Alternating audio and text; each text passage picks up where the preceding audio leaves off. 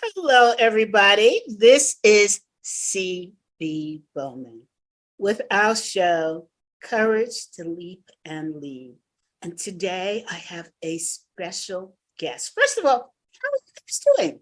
Send me your notes, communicate a little bit with me. Know what's going on in your life. Okay, so now we're going to talk to an incredible woman. I am sure that you've seen photographs of people and you go, what was that about? Right? This woman I found online. And what I loved about her work is that she works with women, particularly of a particular age, of a particular size, and she makes them look glorious. And I said, this is my gal. And so I just want to show you, I think I can do this, how she transformed me into this remarkable person. So I am going to try to see if I can show that part of the film. Hold on. Let's take a look. Look at that. Is that not amazing? But wait, it gets even better. Look at that. That is actually me. And I want to tell you, I was so ecstatic. And I'm the type of person that I do not like to be photographed. But I had to show you these remarkable things to let you know the brilliance of her work. So now let's just talk to her. She has this whole philosophy about photography that I thought was so inspirational that I wanted to bring her to you today. So without further ado, let's meet Edina. Did I pronounce your name right? Yes, that's perfect. Edina. Yeah. Edina. Okay, great. You would think after we worked together, I'd pronounce it right, but you all know I'm dyslexic, and so I get things screwed up, but it's okay. And I think most of the time I was telling your name. I was guiding you in every pose and everything. So, yes. All you had to do is listen that time. So the roles reversed here. So please tell me, there's a sign in back of it that says, love yourself first. Mm-hmm. And it's really the fundamentals behind her photography. And so, Edina, please tell us about your work. First of all, tell us how you got started, a little bit about you as a child. Yeah, so my name, and I am from Hungary, Eastern Europe. So I grew up there. I spent the first 20 years of my life there. I had a pretty interesting childhood with communism and really in my 16th, 15th year, my brother actually opened up a youth hostel. So I had my first introduction to the West. I had a lot of backpackers, travelers coming and staying at our homey family business. So that's where I learned English the first time. And that's where actually I had my first taste into traveling and meeting people with different cultures. I actually met my American husband there too. So he is the reason why I actually ended up moving to the United States at age 19, 20. So that's where it all started. But before then, from my 18th through the 25 years old, me and my husband, and before my husband, I have traveled the world. And by that meaning, I put on a backpack because coming from Eastern Europe, I didn't have a lot of money. So my budget was always like $10 a day, and really started traveling. My first trip to Africa, to 5-6 different countries, and just hitchhiked through, and everywhere in Southeast Asia, South America. I've traveled through 50 countries, and a lot of them by myself. And really, that's where my passion for photography started. I started to take pictures and visiting. My main interest was really the harder to travel to get to places, the more unique the experience was. So my goal was really kind of to keep off the beaten track, because I figured the more effort it takes for me to get to, the more genuine, the more remote places I get to travel, and the most special people and cultures and tribes I get to meet. So, and my passion for traveling and photographing these people that probably most times they did never even seen a camera. So yeah, it was really interesting. I remember, and this was back in the film age, you know, I had my little film canisters, like I guarded them as my life throughout my travels, a lot of times months. So I had like 30 rolls in a pouch, and I just like, I was always with me. And I remember when coming home and developing those films, my mom, you know, so excited, and my family and started showing them all the pictures. And my mom was like, Edina, these are so fantastic and everything, but why aren't you? Where are you in all these pictures? Because they were all people, portraits of people, of little children with flies around their mouth, or like indigenous, beautiful, raw people. This is how they lived, you know, and this is what I wanted to capture, you know, the rawness. And really, that was, looking back now, that was my big, that's how my passion for portraiture in general and photography started. And then with my husband was a chef, so my life got kind of derailed. We lived overseas and we ran restaurants, and I got into the hospitality industry in the States. But then I got pregnant with twins. So that was a big aha moment. I already had a little boy, and then when I learned that I got pregnant with twins, I was like, oh my God, I do not want to go back to a corporate job and have them be raised by, you know, a daycare or something, because all my salary would just go straight out taking care of paying for two children's daycare. So that's when I realized, you know what, I'm going to pick up my camera once again and just see where it takes me, see if I can figure out, you know, learn the craft more in studio photography, and start shooting different genres in general. But okay, so I want to go back a little bit. You were traveling around the world by yourself or with your husband in these very remote places. Yes. Did you ever have concern over your life? Yes. I had a couple hairy situations. So one of my dreams was to travel to Papua New Guinea. So my brother who opened up this youth hostel, he's 9 years older than I am. So when I was 16, just getting, you know, working at the hostel, he was 25, and this was he's traveled the world. So one year he went to Papua New Guinea, and then I remember when he came back and he brought back those pictures, and he's traveled the world everywhere. So he's been everywhere. He was like, Edina, if you still want to visit a place in the world where, you know, it is still way back then, like the truest form of authenticity, the tribal living, there's no sign of Western civilization. It's like, you have to go visit this place within the next 5-6 years, because the little children and everything in these villages, they're already starting to wear the baseball caps. They're already starting to wear some dirty t-shirts that are coming from the West. So they're starting to lose their true core of where they're from. So I kept that in my mind and always in the back of my mind. So I knew my husband would never wanted to travel there because he's a foodie, he's a chef. And every time we traveled, he was always more interested in a little bit more. And I'm not saying luxury, because he did travel with me for a long time, but he wanted to get the AC in the room, you know, he wanted to go out dine. And for me, I wanted to sit on a truck or on a bus for 4 days on a slow boat, getting far away from any touristy place.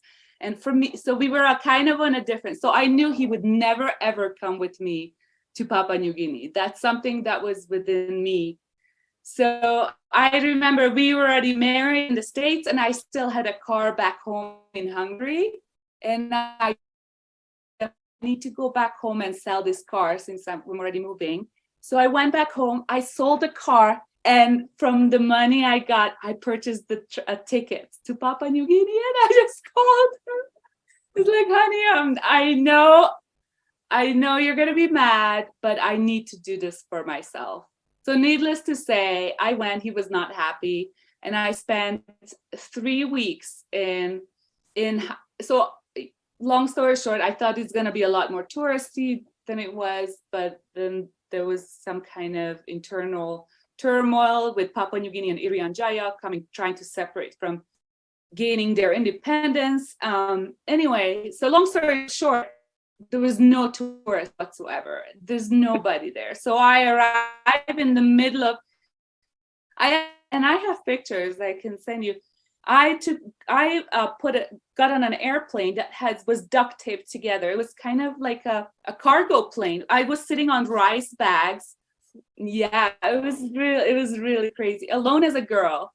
And I landed in the middle of an island, and I looked around, and my hope was to meet some other tourists so we can rent a guide together, and then we can kind of get into the mountains and visit tribes. But there's nobody around. Nobody. There's no tourists. Everybody was looking at me and was like, this is not a good time for you to come. And I was like, well, what can I do? So I started looking for a local guide, and I told him this was arranging a 2 weeks trip into trekking into the mountains, visiting villages. He's the one, that spoke their language.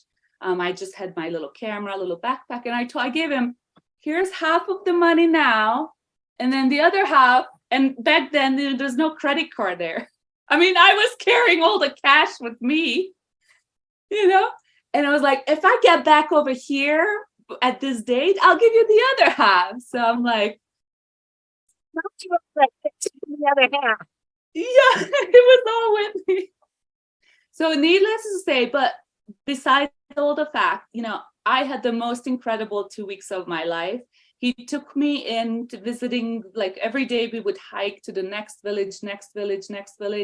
And I met the most incredible people, the most genuine, some local, and they were nothing. Like I have pictures, like they were naked. They're wearing like, it's called a penis guard, like just a kuteka. Like I've never seen so many naked people in my whole life. So, me as a girl, and a lot of these villages, a lot of times they've never even seen white person, not to mention me as a white girl coming up. I mean, it was incredible. So the 2 weeks went by really smooth. So did the children want to come up and touch you to see that you were real? Oh my God, every time. And I would stay in a little hut, so that's where they would cook for me. We would, I'd play with the children.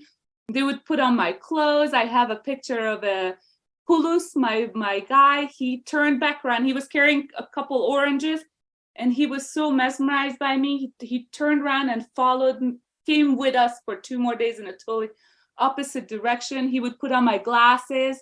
They would have the ferns, the hole in between, and they would have tusks in between, like through the nose. And he would put because he loved the attention. I was taking pictures, a lot of, and I always asked their permission.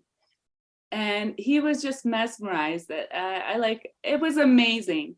So just to cut to short, I had the most incredible time. Everybody was super friendly. I never felt in danger, not once. It was incredible. Now, when we got back into this village, I had like 3 more days before my flight out of there, another cargo plane out. So I did a lot of little day tripping by myself. I had a little guide. I knew where the waterfall was. So so anyway, I had a couple instances where now this village was a little bit more advanced now, more westernized. They had TVs, they had, they have definitely watched Western movies and everything. So I think when they saw me as a white woman, some of those local men were definitely were willing to risk a few things. So there was a couple instances I had to fight. And yeah, I was actually like this one guy, I was in a very narrow road with cornfields everywhere. And I was walking, I knew where there's a village down there. I was walking and this guy coming in facing with a big, well, how do you call that? The grass cutter that's like this? A sickle. Yeah. And so he passed me and I had that gut feeling, you know, when you have that, like something's not okay. And sure enough, I turned around and he turned around and he came for me. He grabbed me. And then I was like, oh my God, this is it. This is it. Yeah, I was like, here's my camera, my water. And I knew that the only chance I have if I start screaming. So I make some noise and hoping maybe a little, like a moped or somebody is gonna come by. And I just start yelling. He hit me in the head. Like it was bad. I was like, my life was just, this is it. And I start screaming. And luckily he got scared and he ran into the cornfields.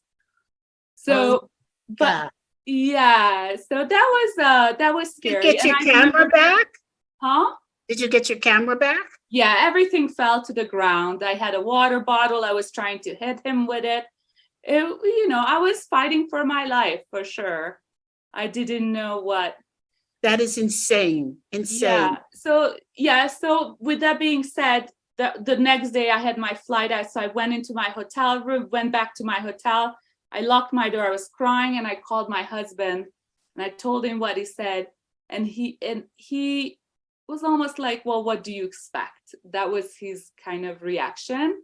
Yes. And so once I calmed down, I had some inner monologue going and I was scared. I just kind of processed what happened. And what was really important to me is that, luckily this happened at the last day of my trip there and not at the beginning, because I did not want to diminish the incredible 2 weeks that I had with people in these beautiful indigenous tribes that I met. They were so genuine and friendly. And this really happened at a city where I think they looked at the white person as a white woman walking down alone in a different way. So you know what? Yeah, it's still up to this day the most incredible memory of my life and something that I'm so proud of for doing. And I have no regrets for ever making that, because that I know I had to do it for me. And that was kind of a risk I was willing to take, and luckily it happened in the end. So I was all good with it, Wow. And were you upset with your husband for taking his position the way he did? I understood him. At the same time, I knew he fell in love with me because he knew the kind of adventurous soul I was. And, I think years later, I think he was more worried about me than, it wasn't like, oh, you didn't go with me, or he had no intention of ever wanting to visit that place. So, he was mad, but at that point it was a trip for me, Well, I love what you're saying, that this is something that you did for yourself. Yeah. I think not enough women, not that I'm suggesting that you go off to, an indigenous company by yourself into the mountains and cornfields and running down the street. Yeah. But I think not enough of us take the risk to do something for ourselves. Yeah. Right?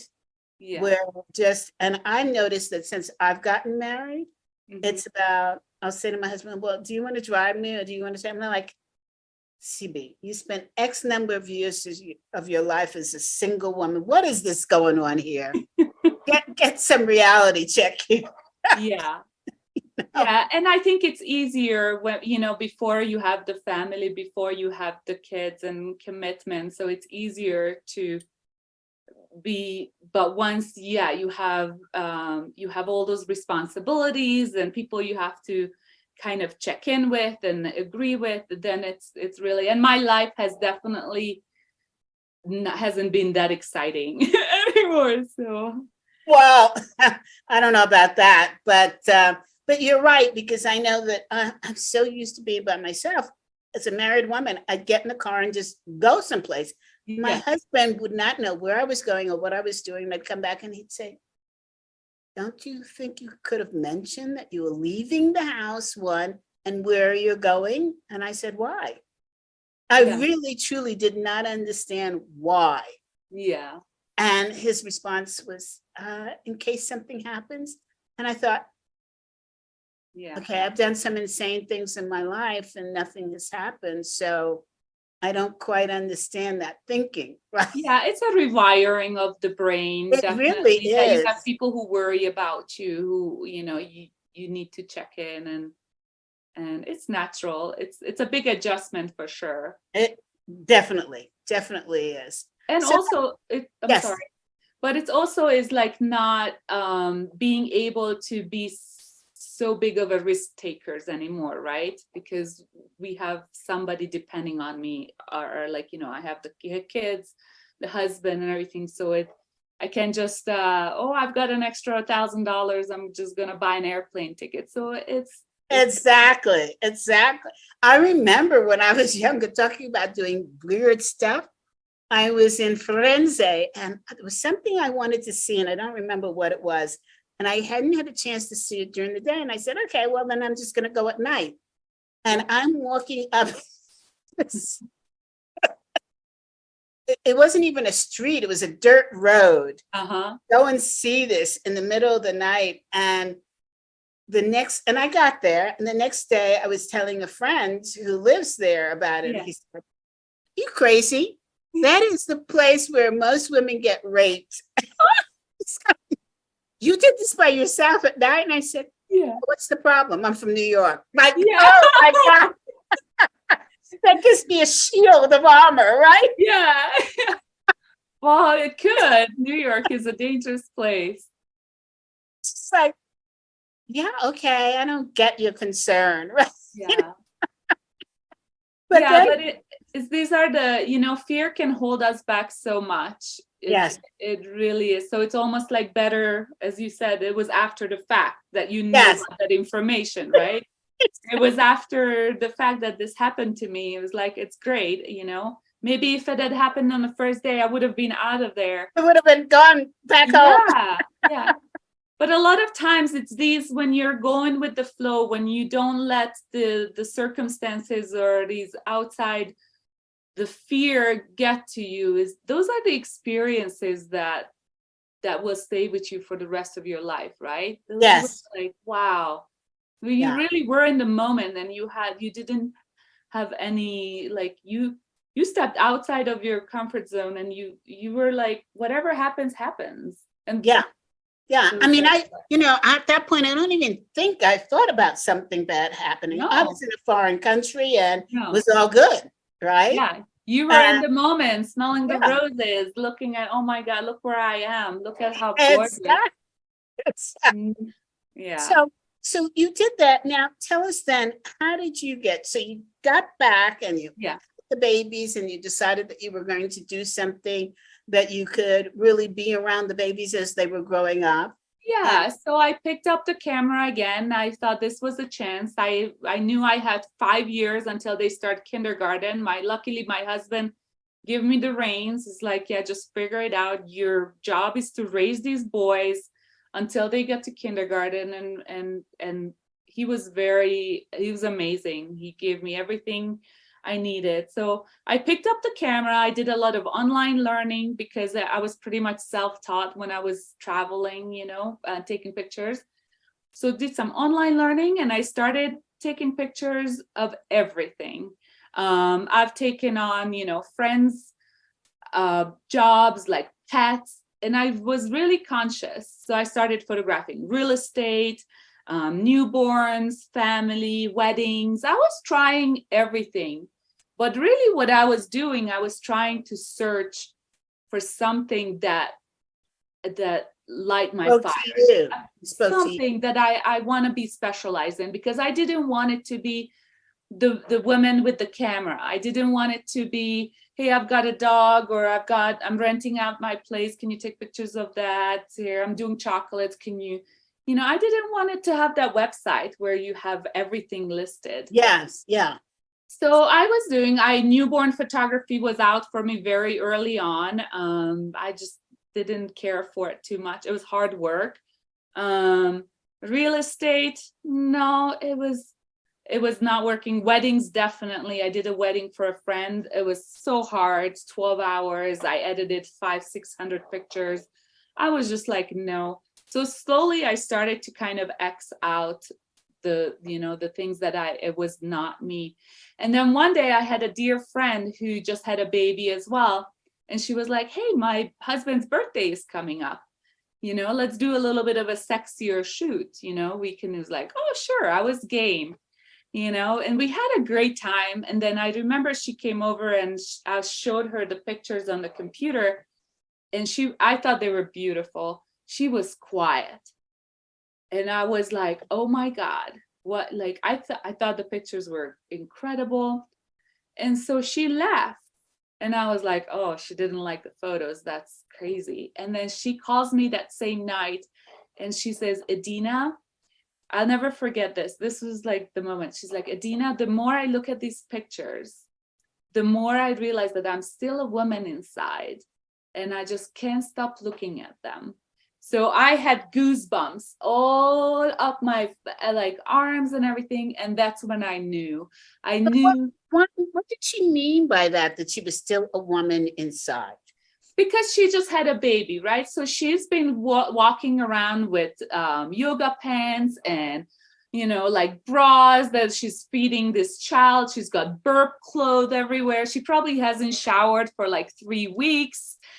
She's exhausted. She probably hasn't felt beautiful for a long time, right? Like it's like all the femininity, everything just kind of, it was all about this baby, right? It was all about all of a sudden your needs are the last on the totem pole. You're not about being a wife. It's all about it's motherhood. So it can be very taxing on a woman psyche, so that's so when she saw these beautiful feminine pictures of her body and in a beautiful lingerie with hair and makeup, so she was like, she was reminded of the woman she was pre-pregnancy or like just even a year ago, so that really lit her soul up.